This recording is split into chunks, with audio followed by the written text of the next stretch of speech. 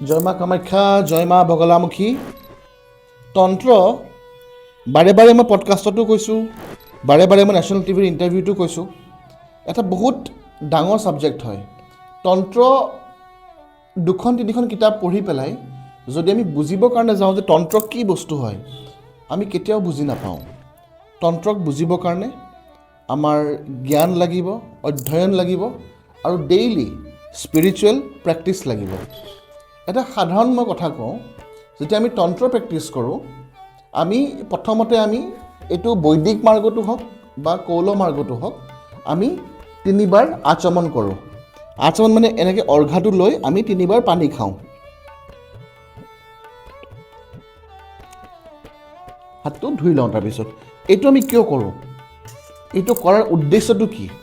আমি 3বাৰ পানী কিয় খাওঁ? কাৰণটো হৈছে, যিমান বিশুদ্ধি আমাৰ বডিত আছে, মন্ত্ৰৰ যোগেদি আমি সেই বিশুদ্ধিখিনি আমি শুদ্ধ কৰোঁ, প্ৰথম কথা। তাৰপিছত আমাৰ তন্ত্ৰত আছে কিছুমান ন্যাস। ন্যাস মানে আমি গোটেই শৰীৰৰ অংগ, যিমান অংগ আছে, সেই গোটেই অংগখিনি আমি শুদ্ধ কৰোঁ।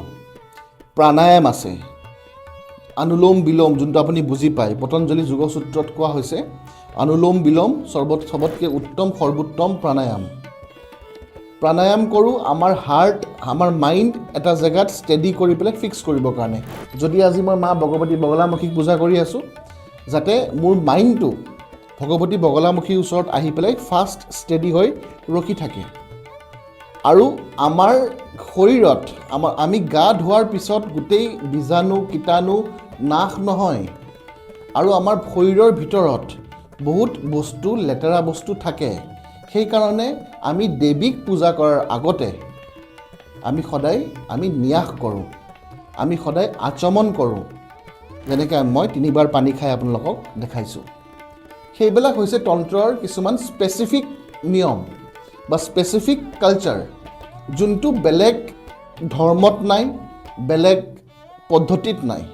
আৰু এই গোটেই নিয়ম যোনটো কৌলাচাৰে যোনটো প্ৰচাৰ কৰিছে, এই গোটেই নিয়মসমূহ গোটেই বডিৰ, ভৰিৰ আঙুলিৰ নখৰ পৰা লৈ চুলিৰ শেষলৈকে মূৰৰ গোটেই শুদ্ধি কৰা যায়। তাৰপিছত মনটো স্থিৰ কৰা যায়, তাৰপিছত দেৱীক আবাহন কৰা যায়, তাৰপিছত দেৱীক পূজা কৰা যায়।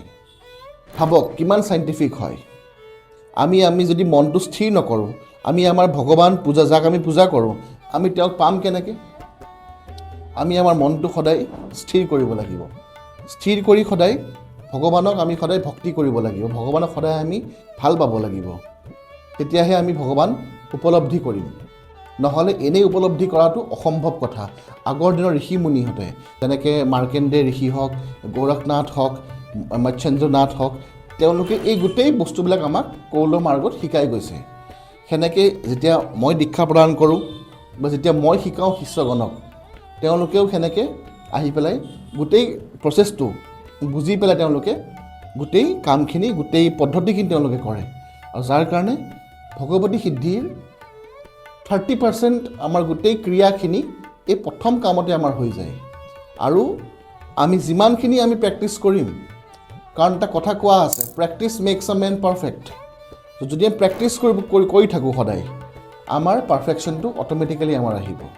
আৰু পানী হৈছে চবতকৈ ইম্পৰ্টেণ্ট এটা এলিমেণ্ট, এটা পদাৰ্থ বা এটা বস্তু, যিহে মানুহৰ শৰীৰত গৈ পেলাই বহুত ক্ৰিয়া কৰে।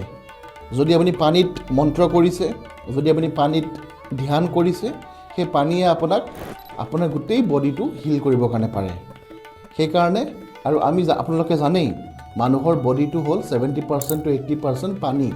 আমাৰ হৰম'নছ, আমাৰ যিমান ব্লাড, আমাৰ যি আছে, প্লাজমা যি আছে, গোটেইখিনি হৈছে অকল জল, অকল পানী। আমি পানীৰে তৈয়াৰী, পানীৰে নিৰ্মিত, আৰু আমাৰ সদায় পানী আমাক লাগিবই। সেইকাৰণে হাৰাপ্পা সভ্যতাৰ সময়ৰ পৰাই আজিৰ দিনলৈকে আমি এই পানীৰে গোটেই ভগৱানক পূজা পদ্ধতি আমি কৰি আহিছোঁ। আপোনালোকক সৰু এটা জ্ঞান দিলোঁ কৌল মাৰ্গৰ। আশা কৰোঁ আপোনালোকে এই ভিডিঅ'টো চাই ভাল পাইছে। যদি আপোনালোকক আৰু এনেকুৱা ভিডিঅ' লাগে কৌলাচাৰৰ ওপৰত, ছাবস্ক্ৰাইব কৰিব, কমেণ্ট কৰিব, লাইক কৰিব আৰু শ্বেয়াৰ কৰিব। জয় মা কামাখ্যা, জয় মা বগলামুখী।